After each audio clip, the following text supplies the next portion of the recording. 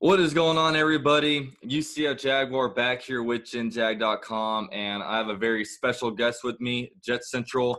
What's going on, man? Nothing much, man. Just eager to talk some football. Can't wait till free agency and everything like that. So I'm pumped.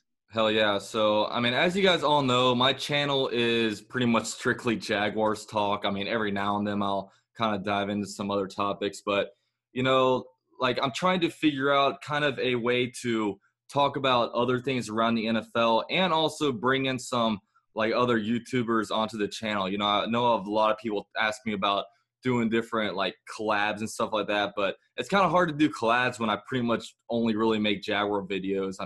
During the season, I could maybe do some previews with fans of other teams. But, during the off season, not really much to, really be able to collab with. But, I want to maybe every 2, 3, 4, however many weeks, maybe bring on a guest to this show and be able to talk about, different NFL topics. And, today there's all kinds of stuff I want to talk about between, the draft, of free agency and just different franchises and stuff like that. So you ready to talk some football, man? Yeah, dude, I always am. All right, so I want to start off, and one of the most compelling situations and conversations this whole offseason is the whole Kirk Cousins sweepstakes. This is really the first time a player of this caliber, of quarterback caliber, when it comes to a 29-year-old quarterback, hitting the free agency market.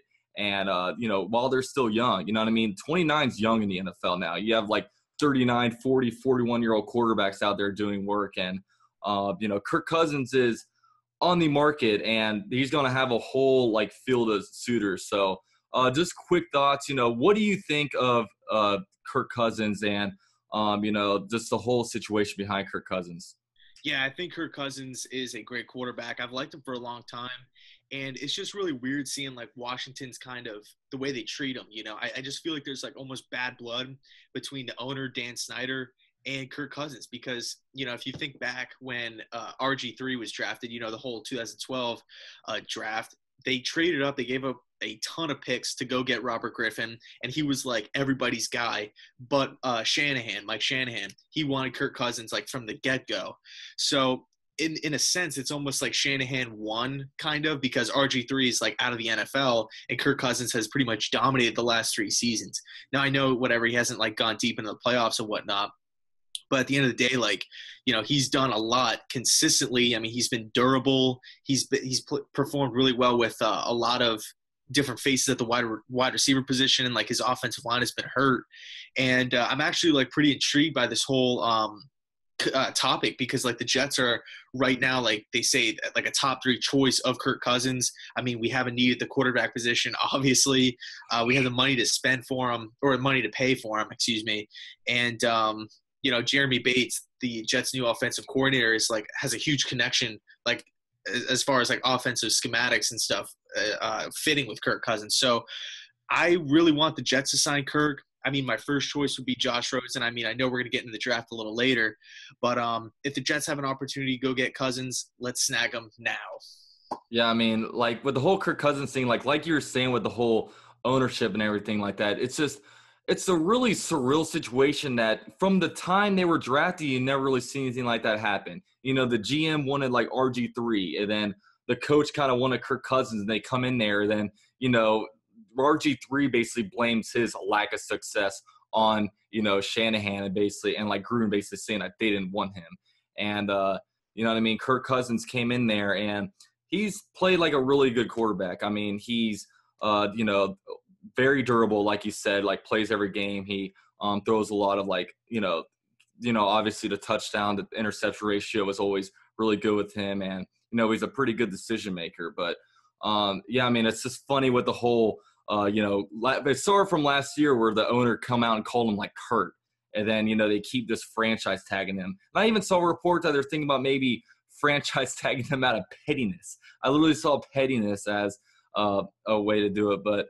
He's going to – like I was saying, a lot of Jaguar fans were asking me about the whole Kirk Cousins thing. Obviously it's not going to happen with us extending Blake Bortles. But when Kirk Cousins signs his contract, he is going to be the richest player in the NFL. And I'm even hearing that the Jets report that they're thinking about putting a $60 million, giving him $60 million his first year. I mean, what do you think about that? Do you think that's a little much, or what do you think? Yeah, I mean, like on paper, like just like hearing that, that's just like, what the hell are the Jets thinking? But when you actually like take a look at the numbers, like it actually works out. Like I would prefer it to be that way. You know, when you look at like big contracts around the league, like Stafford, like Carr, Flacco, their annual pay kind of increases like 20 million, 25 million, 30 million, stuff like that. You know, it constantly goes up.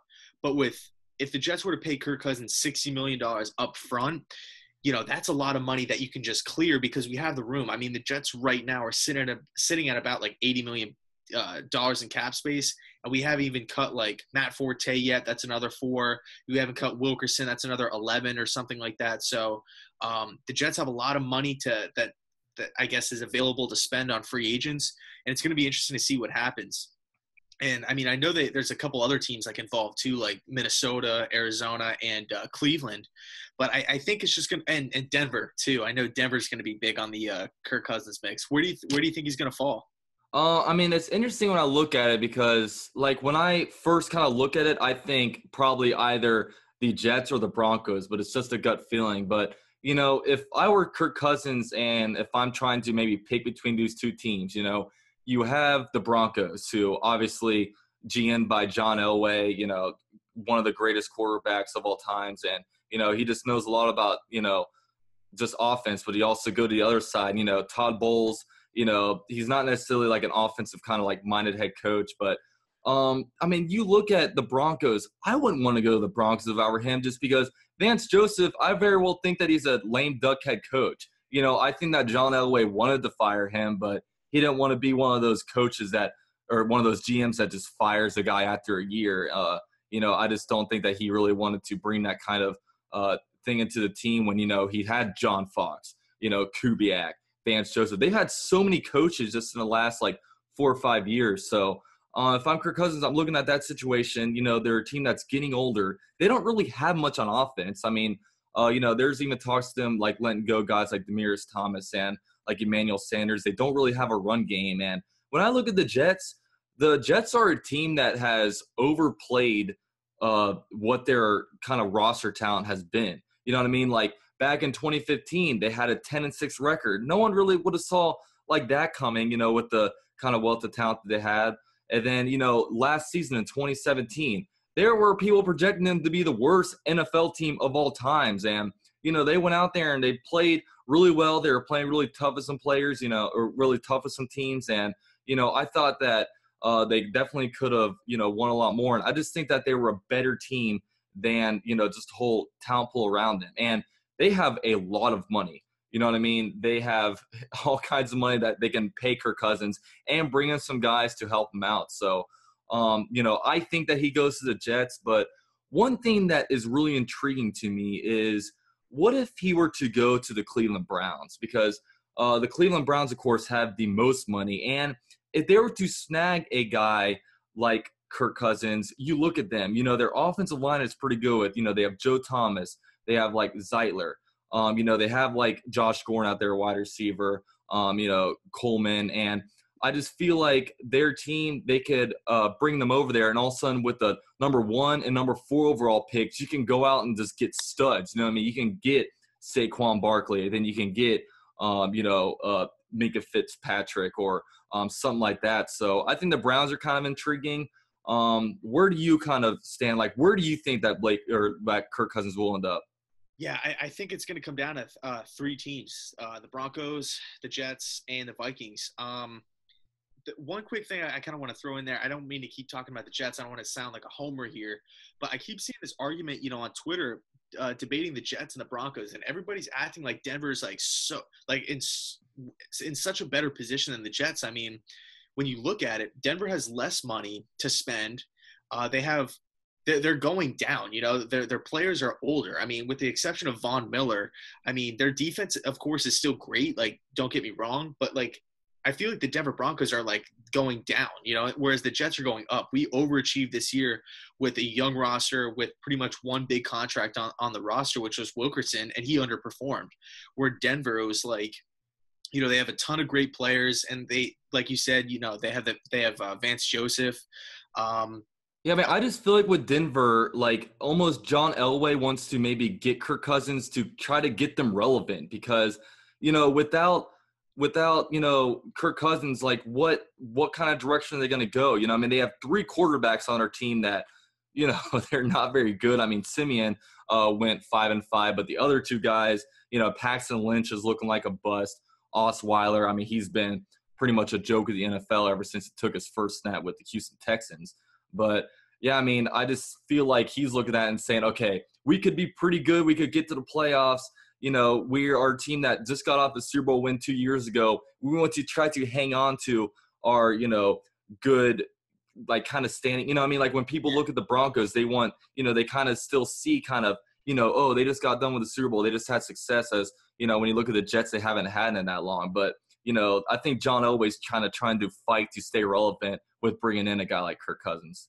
Yeah, I feel like another thing to kind of throw in there too, I feel like the Jets play in like a way easier division. Now, whatever, I know the Patriots play in the division, but the Chiefs are a really good team. The Raiders just have John Gruden coming in, and they underachieved last season. And then you have the Chargers, who like were dominant at the end of last year. So you're going to Denver, arguably going up against three playoff teams where, if you go to the Jets, Buffalo, I doubt they'll make the playoffs again. Miami, we were talking about that before. You don't really know where we're going to get. And then obviously New England. But I think from top to bottom, the Jets have an easier schedule, more money to pay. The team's kind of going up. And when you look at it, it's not like the Broncos were like 10-6 last year or like 11-5. We had the same record, both 5-11. So it is what it is. Yeah, I mean, I just think that, if he goes to, like, when it comes to the Broncos, like, if he goes to the Broncos and wins them a Super Bowl, it's kind of been there, done that, you know what I mean? It's not like he's really, like, too much of a savior, like, over there. But if he were to go over to, the Browns and all of a sudden take the Browns to the playoffs, he's, like, the savior of their team. If you come in and he's over on the Jets, once the Jets sign Kirk Cousins, he's going to be the best quarterback they've had in the last like 15 years. And, if he can just get them, I think if they bring him in, they could very well be a playoff team. They're building a really good defense over there. They still do probably have to add some, kind of receivers in there to, help out like Kirk Cousins if he were to come. Now, granted, the free agency market with wide receivers is definitely slimming up with, Jarvis Landry getting the franchise tag. And I very well expect Al Robinson to re-sign with the Jaguars. So they might have to, maybe get a guy like Marquise Lee or Jordan Matthews or, a Philip Dorsett or something like that. Maybe not as high tier as, Jarvis Landry or Allen Robinson, but maybe something like below that. What are your thoughts on Sammy Watkins? Because I really like him a lot. Yeah, Sammy Watkins, he's a great player, but he's a tease. You know what I mean? Like, one thing that drives coaches and fans insane is like when you don't know if a guy's gonna be healthy one week. You know what I mean? It seems like it's always something new with Sammy Watkins. I mean, he came in and he was the top receiver, supposed to be a top receiver of that 2014 NFL draft class, but that draft class was freaking loaded with wide receivers. I mean, you had Odell Beckham Jr., Mike Evans, like Kellen Benjamin, Al Robinson, like Jarvis Landry, and like the list goes on. And, it just thinks how, the Bills, they trade up to get him. And, he's like kind of falling on it. Now, I think he will be available just because if you look at Jared Goff, he was more comfortable with, Cooper Kupp and they had another receiver out there that Robert Woods. Yeah, Robert Woods. Yeah, then Sammy Watkins is pretty much number 3. You're not gonna, let him be the number 3 wide receiver and pay him the kind of money that he's going to demand. So I do like Sammy Watkins, and is that something that you're interested in the Jets maybe trying to snag? Yeah, I would definitely, be pretty happy if the Jets came out and signed Watkins. Now I know, he's not the 2014 like rookie. I thought he was dominant in 2014. He had some great catches with some like subpar quarterback play up in Buffalo.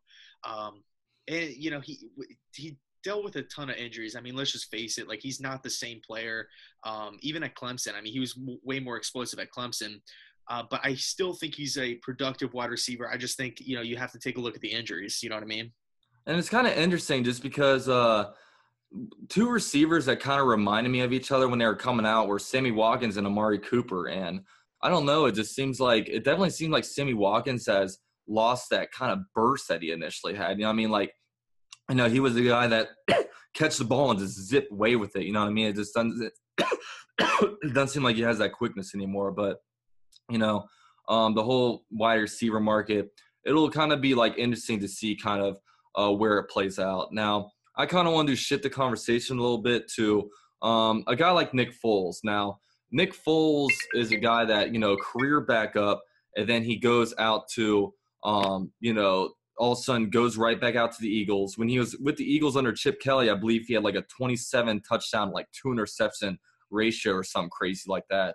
Then he goes out into the Eagles and, he starts in a regular season at the end, doesn't really do that well. Then all of a sudden he elevates the team and takes them to like the Super Bowl. If you're the Philadelphia Eagles, what do you do about your quarterback situation, particularly Nick Foles? I mean, I'm not about to say they're going to get rid of Carson Wentz, but, do you think that, Carson Wentz, like with his timeline, are you going to risk and gamble, trading Nick Foles away? Like say like the Buffalo Bills were offered them one of their first round picks. Like, what do you do with Nick Foles if you're the, GM over there? Right. Yeah. I mean, I keep seeing like all these people having the debates like, should you dump Wentz for Nick Foles and stuff like that? I think that's crazy. I think Wentz is the starter. He's a top quarterback in this league. Hell, he was an MVP front runner. The guy's dominant. I do think he's going to have to change his style of play. But like, in regards to Foles, do I think he's a good quarterback? Yes. Do I think he's elite or a top 5 or even a top 10 or maybe even a top 15? I don't even think so. I just think Foles benefited a lot from the style of offense he was in. He had 3 great minds on the coaching staff. Obviously, Doug Peterson, who's a former quarterback in the National Football League. You had Frank Reich, who was the offensive coordinator. He was a former quarterback in the National Football League, just accepted the job in Indy. And then you had John DeFilippo, who is like a quarterback whisperer, and now he's the OC over in Minnesota. You had some great wide receivers. You had a great running game, great defense. I just think that Foles did a great job of taking care of the football. I'm not taking away from, his playoff performance or anything like that, because it was a hell of a job, and there's a lot of quarterbacks that could not have done what he did. But I think right now, if you're the Philadelphia Eagles and you get offered a first-round pick for Foles, you do it. You have to trade him while his stock is high, because you could always just go out and sign whatever, a McCown or a Fitzpatrick if you don't think Wentz will be ready for week 1. You can get a veteran quarterback to play or to plug in for week 1 or week 2 or whatever it is and be okay. The season's not going to be lost in the first 2 weeks. Is Foles better than those quarterbacks? Yes, I do believe so. But if the asking, or if you could deal him off for a first round pick, I would do it in a heartbeat. And hell, you could even draft a quarterback like in the 3rd round or something, like Luke Falk from Washington State, maybe even Tanner Lee from Nebraska. You could just draft one of these guys and make sure they're ready to go by week 1 or week 2. I would trade Foles. What about you? Yeah, I mean, I completely agree with you. I mean, they're coming out and saying that it's going to cost like 2 first-round picks or something like that to get like Nick Foles. I mean, they're basically saying that, no, we're not going to like trade him. But let's be real. I mean, let's say the Bills, for example. I believe the Bills had the 21 and 22 overall picks in the draft. If you're going to call up, the Woody Hausman, whatever his name is, if you're going to call up the Eagles GM and say, hey, we will give you a first-round pick for Nick Foles. I mean, with the Eagles and their cap situation, if they're able to get a first-round pick out of Nick Foles, then do it. I mean, don't just sit here and pay this like backup. I mean, one thing that is I do worry about a little bit though is just the whole timeline of Carson Wentz's injury, and what if Carson Wentz isn't able to start like week 1 or week 2?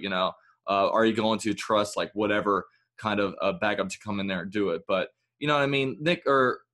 Carson Wentz, he should be able to play for, at least 80% of the season. So, just having a good backup in that case is a luxury, especially a guy that's been like a career backup, like Nick Foles. And, did they catch lightning in the bottle? Like, who knows? But, yeah, I mean, you got to trade this guy. Then you can just bring in like, Fitzpatrick or, any other backup. I mean, you can even bring in Teddy Bridgewater. I don't know. He might cost a little bit of money, but, who knows? Yeah, dude. I mean, when you look at the big picture, if somebody offers you a first round pick for a backup quarterback, you do it. And not only just that, not only will you be acquiring a first round pick, which is that's huge for a backup, but you're also like clearing like $8 million in cap space. I think that's like a must. You've got to do it. I mean, even Jimmy Garoppolo got traded for a second round pick. I mean, if you could get a first for Foles, I mean, you got to pull the trigger like immediately. Yeah, I mean, the way the NFL is the NFL is built to be able to the teams that draft well are going to be well just because, you get these players and when they're on their rookie contracts, even first round picks are cheap. So, yeah, I mean, absolutely. You got to, if they kind of offer them for anything like that, you got to do it. Now, I want to kind of like shift the conversation a little bit and I want to real quick talk about the Miami Dolphins. Now, it's kind of interesting just because, you're an AFC East guy, so you obviously follow the Dolphins pretty like closely. Now, it's weird to me because in all kinds of mock drafts I'm seeing, everybody's projecting a quarterback to go there. And then now, like Ryan Tannehill just signed a big contract a couple years ago. Obviously, last season tore his ACL in the preseason, and then that's when Jay Cutler came in there. And then that whole thing was interesting, but the Dolphins, I mean, they're a tough team to figure out. In 2016, they made the playoffs as a wild card.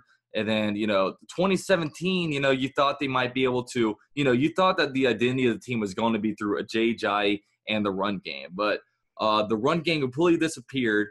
They're a team that really just lacks an identity. You have expensive guys like the Ndamukong Suh and stuff like that on the team. And they're just a really, like, confusing team to figure out. And I guess one thing, how do you feel about kind of the Dolphins right now? And what do you think, do you think that you're going to try to upgrade at quarterback and get rid of Tannehill and try to draft a guy? Like, what do you think their thoughts of Tannehill are? Yeah, I definitely think you're right. The Dolphins are in such a weird spot. It's weird because every time I think of the Dolphins, pretty much other than the year they picked Jake Long and Deion Jordan, which they ended up trading up for, I feel like they pick like spot 10 or 20 or like any, in between those two. Like they're never a playoff team, but they're never like horrible, So they're always like on the cusp of making the playoffs. They never blow it up. They never like go all in. It's kind of just, 1 foot in, 1 foot out of the door with the Dolphins. But Tannehill's on a big contract. You have a lot of big contracts on that team. The money's not really spread out pretty well. I know they just tagged Jarvis Landry. Going to be interesting to see what they do with him, like whether they're going to try to sign him, play through the tag, or trade him. So the Dolphins are just they're such a weird case because I can easily see them making a wild card this upcoming season. If the AFC is not that good. Or I could see them picking like in the top 3 in 2019. Like this team could go all sorts of different directions. But, in regards to the quarterback position, like you were saying, I think if a quarterback falls to them at 11, whether it be Darnold, which I doubt it, but more realistically, either Josh Allen or Baker Mayfield, I could see the Dolphins taking them, because Tannehill is on a huge mega deal. Jay Cutler, who was a starter last season, is going into retirement. So pretty much you're pushing all your chips in the middle of the table with an injury or a quarterback coming off a huge injury, and you owe him a ton of money. So I could see like them throwing Tannehill out for one more season, drafting a rookie quarterback and letting him sit for maybe a year, and then parting ways with Ryan and moving forward with the rookie. Yeah, I mean, it'll be interesting to kind of see. Like, I honestly think that they're going to be they'll be drafting top 5 next year. I mean, I don't know where their team is going. I guess if there's anything that is good going for them is that I do think Adam Gase is a good coach, but it just seems like, they're in this, I don't know what their GM situation was, but it's just their roster right now is just really, really strange to me. I don't know. But I want to real quick, like, bring up a topic real quick, and that's just like Baker Mayfield. Now, you know what I mean? He was obviously the best college player in the past season after winning the Heisman Trophy. But, there's a lot of, questions about him when it comes to, different things in the game, kind of like his height and stuff like that. But also mainly just his maturity. He's sticking the Oklahoma flag in the Ohio State stadium. He's shown like grabbing his kind of nuts facing the people. Even talks about how he was like seen on camera like trying to outrun like policemen, and it's just like kind of strange. And I want to get your thoughts. Like, what do you think of Baker Mayfield? And would these, if you're drafting, say the Jets don't get Kirk Cousins, and they're guys like Rosen, Darnold, and Allen are all kind of taken.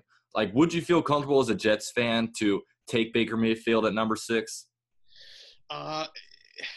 It's a tough question, but yeah, I'd feel comfortable with it. I like his game. I think he will be successful at the next level. I just think the maturity thing comes into play. I don't really mind the whole like whatever the flag plant and stuff like that. I just don't like the stuff where I feel like he goes on Twitter to like reply to like the people that like doubt him and stuff. Like, dude, don't even worry about that. You're just gonna get yourself in trouble. Like, you don't have to prove it to everybody that like you're going to be great. Just let your play do the talking.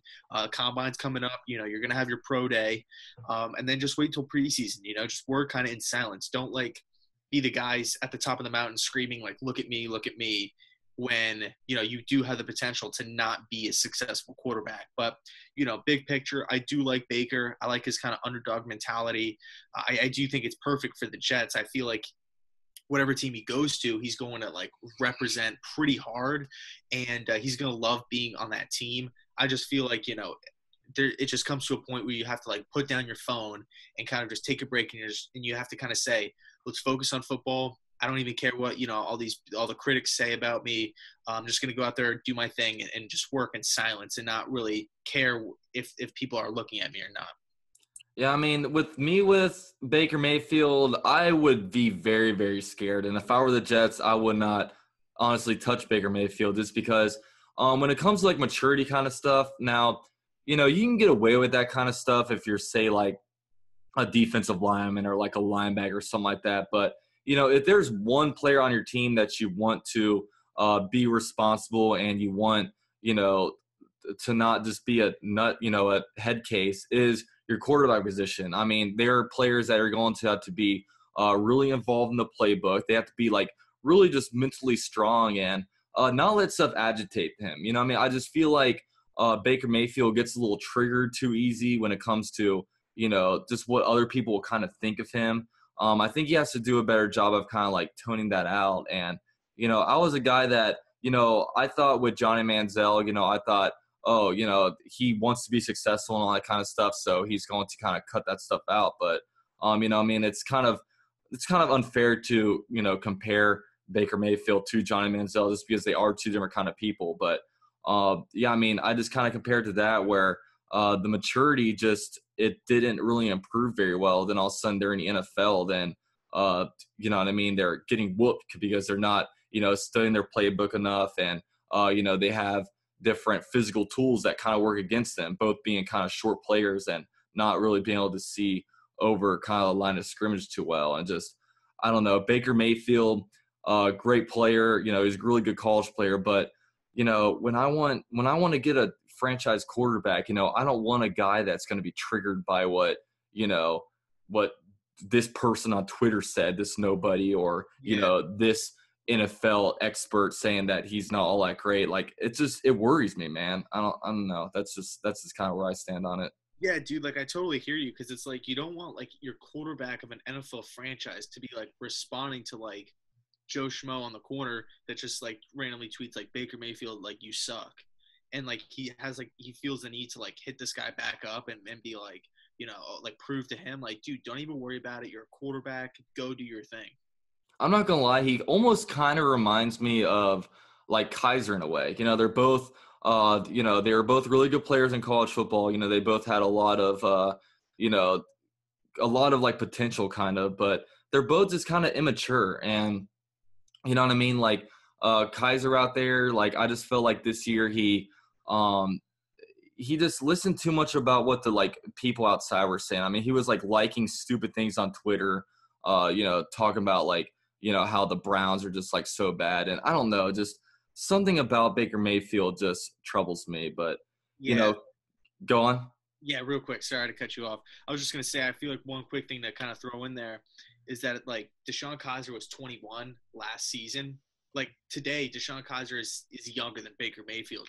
So like I know Mayfield is like 22 or going on 23 or something. So I just feel like that's something to note too. That Kaiser is just like playing for the worst organization in football, not having any success whatsoever. Like as far as wins go, because I do like Kaiser, but like he was like a year younger than him playing in the pros. Baker Mayfield's a year older and he's still in college. So it's like, I don't know if Kaiser, I mean, at the end of the day, he's a 21-year-old kid playing for the worst team in the league. I would cut Kaiser some slack. I mean, I personally do. Yeah, I mean, like Kaiser, I mean, like, but with me, when I kind of compare him to Kaiser, like Kaiser's the kind of player that needed to sit for a year. You know what I mean? Like he was just thrown out there way too early. And, that's something that, if you were to put Baker Mayfield on the Browns, I think you kind of have a similar type of year where, what I mean, you're just kind of thrown out in the wolves. You're like a young dude and, you have a lot of stuff to work on. And it's tough, man, going to a team like the Browns. I mean, for Baker Mayfield, I would like him to go to a place where he can kind of sit behind somebody for at least a little bit of the season where all of a sudden, like, if the team is spiraling out of control, it's not because of Baker Mayfield. You know what I mean? Like, I just wouldn't put him in that kind of situation. Yeah, I agree with you, man. But yeah, and while we're kind of talking about Baker Mayfield, I kind of want to talk about Johnny Manziel real quick. Now, I follow him on like social media and that kind of stuff, and he's kind of been driving me nuts because, he's posting all this stuff comeback season, and he's like pushing merchandise, like getting people to want to buy like his stuff, and he's acts like he has an interview with kind of like ABC or something like that, acting like he's like a changed man, but I don't know how much of a changed man he is, just because if you're really trying to focus on football, then stop posting this stupid stuff on like social media and what I mean, just like focus on your game. Like don't let anything around you. Like I just think the whole posting on social media is just like super childish. I guess he's trying to make an NFL comeback. I don't know if he'll be able to like succeed in his NFL comeback just because I don't know. I still think he's kind of a mental case. Like, what do you think about that? Yeah, like I always liked Manziel, and like it was just honestly, it was kind of sad, like seeing like all the stuff with like alcohol and drugs and like that whole like domestic violence thing that went down. Um, but the only thing I guess we can do right now, I guess, as fans, is just like I guess take his word for it, and just see what happens. I actually bought a comeback season shirt just because I thought it Did was. you? Yeah, it's black and it has the two right here. It looks sick. It's pretty cool too because like on the website you can like there's an option like not signed by Johnny or signed by Johnny. Like you could get it like autographed by him. So that's pretty cool. Really? Is it expensive? Mine was like $30. What, to get it autographed? I think it's like $60 then. That's kind of funny. You're gonna pick one up?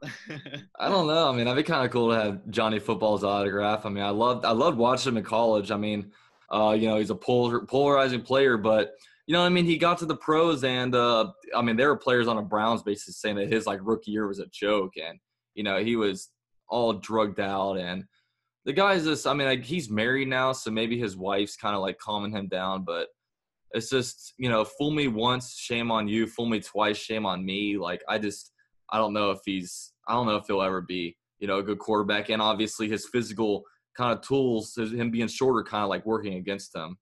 Yeah, that's like the one. Like if he was like 6'5", 220, 230, like I would feel like he'd have a much easier time coming back.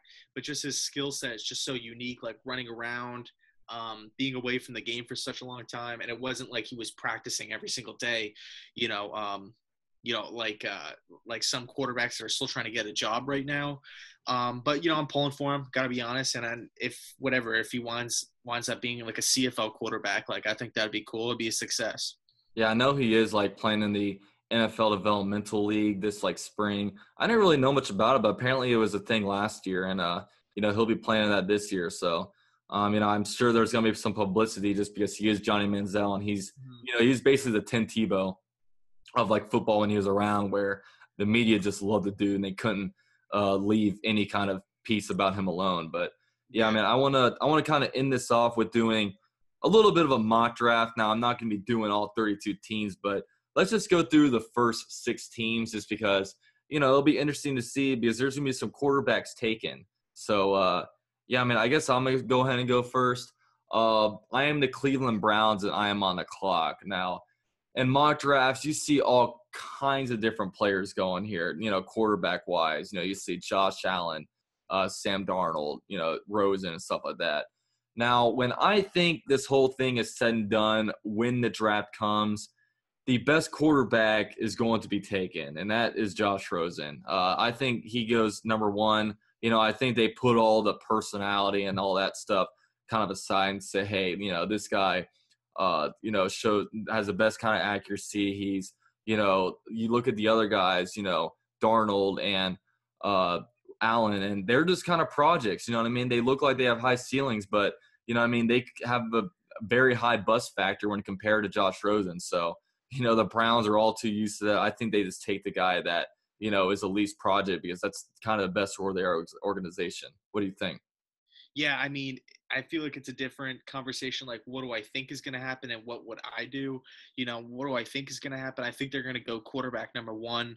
I don't – I think Josh Rosen is easily the best quarterback in the class, but I think when you think of the Browns, you think of a bigger quarterback, a durable quarterback, maybe even a mobile quarterback. I feel like Darnold and Allen kind of check those boxes. You need a strong arm quarterback to kind of zip it through the wind. You're going to be playing in like cold weather, rainy weather against like hard-nosed teams, Baltimore, Cincy, and Pittsburgh. And Josh Rosen has kind of already shown that he does not want to be in Cleveland. He's had some injury problems before, so if I'm the Browns, I think I would narrow my choices down between Sam Darnold and Josh Allen. Okay, makes sense. All right. Next up, we have the New York Giants. Now, it's a big question with them. Are they going to be getting a quarterback to sit behind Eli Manning and then be his successor, or are they going to try to take a stud here? I really think that when I look at it, do you know how old Eli Manning is by chance? I think he's like 35 or 36. Yeah, see, I'm looking at quarterbacks. I see Drew Brees out there playing when he's 40 years old. I see Tom Brady 41 years old. Ben Roethlisberger 39 years old. 35 years old really isn't that old for a quarterback anymore. And, he's a guy who stays durable. He has been injured. And, you know what I mean? If they were expecting – Eli Manning to retire after this year, then I could see them get a quarterback for 2019. But I could see Eli Manning playing for another 4 years. So I don't think they go quarterback. I think they go Saquon Barkley, probably the best prospect in the draft. The dude's just a beast. Of course, they're going to have to do some stuff to the offensive line to, make that pick work. But, I just think when you look at it, need some offensive, firepower for Eli Manning and tried to get that run game like they had when they had Tiki Barber and stuff like that. So I'm going to go Saquon Barkley with that pick. Yeah. If I was running the Giants, I know I could be standing alone on an island with, what I'm about to say, but I would have ditched Eli Manning. I would have traded him, see what I could have got for him. And I would have drafted Josh Rosen, number 2, and started him as a rookie. I'm really sold on Rosen. I think he could be great. And I do think his personality kind of fits New York, whether it be with the Giants or the Jets. I like Rosen, and I would take him number 2 if I'm the Giants. If Eli Manning is on the Giants, if they draft Josh Rosen, I would just love to see a live cam of Eli Manning and what he looks like if that happens. His face would probably just look so Eli Manning. It'd probably look so mortified. He'd probably start crying, honestly. Yeah. But yeah, all right, the number 3 pick, we have the Colts. Now, the Colts have a quarterback. They actually have a couple. They have Andrew Luck.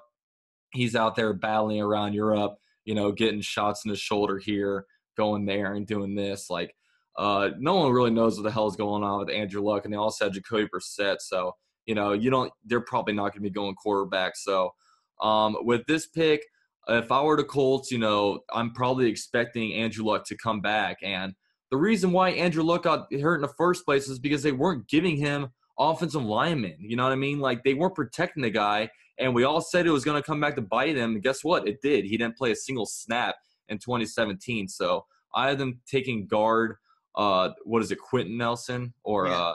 yeah, I have them taking Quentin Nelson out of Notre Dame, and yeah, I mean, get some offensive line power in the trenches, and you got to start drafting guys to protect your star quarterback who you're paying a lot of money to. So I got him going there. Yeah, a lot of people right now have Bradley Chubb, going to the Colts at 3. A lot of people are saying that if this was any other draft, Chubb would be the first overall pick. But right now, I think you're right. I think you're spot on. I think if I'm the Colts, I'm taking Nelson. I think he's the best player in the draft. It fills a need. Your quarterback is coming off a huge, huge injury. He's a big money quarterback. Potential, top 5 potential. Protect him. You're kind of good at the left tackle spot, but you got to solidify the inside. Nelson. Yeah. All right, cool. So next up, we have the Browns again. I don't know if this has ever happened where, the same team is drafting 2 in the top 4 picks. You know what I mean? It's kind of crazy, but this would happen to the Browns. I mean, they have 8 first-round picks every season. So the Browns, they take Josh Rosen with the number 1 pick. Now, you look, are they going to get in Chubb? He's probably the best prospect left on a board, but, they got Myles Garrett last year, so I want to get a stud cornerback. So I'm going to go Mika Fitzpatrick out of Alabama. I just feel like, they can add some to the pass rush. Their pass rush really wasn't all that good outside of Myles Garrett. But, let's spread some of the firepower around. Let's get a good cover guy at the cornerback position. And, I think he could do a really good job there. So, I got Fitzpatrick going to the Browns, number 4. Yeah, right now, I guess if you were to take a look at like how mine is playing out right now, you got Bradley Chubb on the board, and then you got Saquon Barkley, and I think I'm taking Barkley if I'm the Browns. Yeah, I mean, if Barkley's there, Browns definitely take him. I mean, if they don't go court, if they were to, you're almost questioning, if they were to get a free agency quarterback, could Saquon Barkley go number 1 overall? I mean, Yeah, the dude's a beast. I kind of hope Barkley goes to the Giants just because, I'm going to have a hard time drafting a, Browns running back on my fantasy team next year. I just feel like that's not a very good thing to do. So, yeah, I mean, next up we have the Denver Broncos. Now, I have Kirk Cousins going to the Jets, so I'm going to go ahead. If I am John Elway, I'm going to go ahead and take Josh Allen, a big, strong arm guy, high potential. And, I think John Elway sees a guy who can develop into a really good player and a guy that kind of looks like John Elway. yeah, yeah. So I mean, right now for this draft, I hope I'm not jinxing anything, but right now I have Kirk going to the Jets as well. So you're sitting at 5. Bradley Chubb is still on the board, but you need a quarterback. Like you said before, earlier, Paxton Lynch is looking like a bust. Osweiler's not going to be the starter. I like Simeon, but I've seen reports that they're going to be trying to shop him, so I doubt that they're going to roll into the season, with Simeon. So you got to go with a quarterback. You're down to Baker Mayfield and Josh Allen. I'm gonna go Baker Mayfield at 5. Nice. Totally throwing away what I said earlier about Baker Mayfield, but I Yeah, like I like the ballsiness. yeah, yeah. It's funny though, because it's like when I went to the Senior Bowl, Baker Mayfield and Josh Allen were on the Broncos staff or coaching, team, whatever, and every single person there seemed like they were in love with Baker Mayfield's kind of attitude and just how well he was able to pick up the offensive system in coming late to the thing anyway. So take it how you want it. I think Denver, if they miss out on Kirk, will go Baker at 5. Okay, cool. So now the New York Jets at number 6. Now, the way my board is playing out is very Jets-like. The best prospect on the board right now is Bradley Chubb. And, I don't think that they're going to, they could go wide receiver, but, if you're a GM, you don't want to reach for guys. You want to get best available player on a board. And we have defensive end Bradley Chubb going to the Jets as their eighth defensive lineman drafted in the first round the last 10 years. Yeah, it's crazy. But in this case, Bradley Chubb, like I said before, a lot of people are saying that he would be the number 1 overall pick if it wasn't for, the Browns picking 1 and like all these good quarterbacks available. So if you're sitting at 6, you got to take the best, like a top 3 player in the draft at Bradley Chubb. We have 0 pass rushers on the roster. news actually broke today that the Lions are probably going to tag Ziggy Ansah. The Cowboys already tagged Lawrence, another 15 sack guy. So there's virtually nothing in the pass rushing market. So if he's sitting there at 6 and you sign Kirk Cousins, you got to snag him if you're the Jets. You got to. Yeah, I mean, I have to agree with you. I mean, you can't pass on best available player. And honestly, you can never have too many pass rushers. You don't have too many good pass rushers. I mean, you have, probably 10 different defensive linemen playing in there every game. So, if you can get a stud, defensive end in there to get double-digit sacks year in and year out, then you're doing, like, pretty damn well at that spot. Exactly. So, yeah, I mean, that pretty much ends this whole, like, kind of podcast thing. Guys, let me know what you guys think in the comment section. If you guys like this, I'll probably do it again. I was mostly doing it just for fun because a lot of stuff around the NFL I'd like to talk about, and who else better to talk about it with than my man JetsCentral. But I mean, you got any last words you want to say?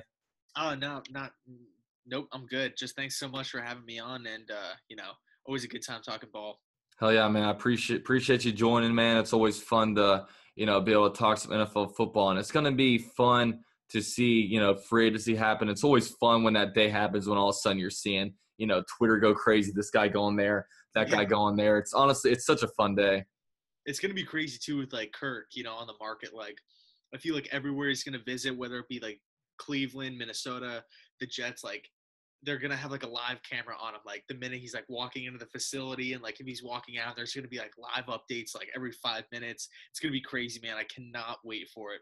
I honestly have a feeling that the whole Kirk Cousins thing, I feel like maybe a week before before the free agency starts, I feel like it might leak out about, where he's going to go. All it really takes is like kind of one source. But, Jets, all the reports saying that they're going to go all in for him. And you know what I mean? I mean, if you get Kirk Cousins, then you're ready to basically win right away. And all of a sudden, the Jets are going to be in the battle for the wild card spot. I'm not going to have you guys unseen the Patriots until Belichick and Brady are out of there. But yeah, I mean, last year you saw two pretty mediocre teams, and the Titans and Bills getting to the wild card of the playoffs. So I think the Jets could easily slide into that spot with their improving defense and stuff like that. Yeah, it's crazy too because it's like you even take a look at Jacksonville, and like not like last season, but 2016, they weren't even being considered for the playoffs. I mean, they had like high expectations going into the season, but like top to bottom, they didn't really have that good of a record. Then all of a sudden, they sign a few pieces here and there, get a new coach in the building, and this team just takes off and like goes to the AFC Championship. So hopefully we can do the same. Yeah, I mean, that's the beauty of the NFL. You had 4 teams go from worst to first in their divisions. This is why why football, NFL is way better than MLB and NBA, just because it's just so much of a better way to build a team. You have every team's on a level playing field to be able to, get themselves into a winning spot. And, I just freaking love football, love the NFL, and just, love free agency, love the draft. I just love, seriously, like everything about the NFL. The NFL calendar, it never stops. You know what I mean? Like you have a week before the Super Bowl, you have, the Senior Bowl going on, and then you have the Combine coming up next week. You have pro days coming up, obviously free agency. So, yeah, I mean, it's a lot of fun. Love the NFL, man. Yeah, dude, it's the best thing. It's the best sport on earth, easy. But yeah, all right, guys. Well, thank you guys so much for watching the podcast. Be sure to subscribe to my man JetsCentral if you haven't already. If you guys watch my channel, you probably all know too much about him because it's really the only person I've really had on my channel. So, definitely like check him out. And yeah, see you guys next time. Later.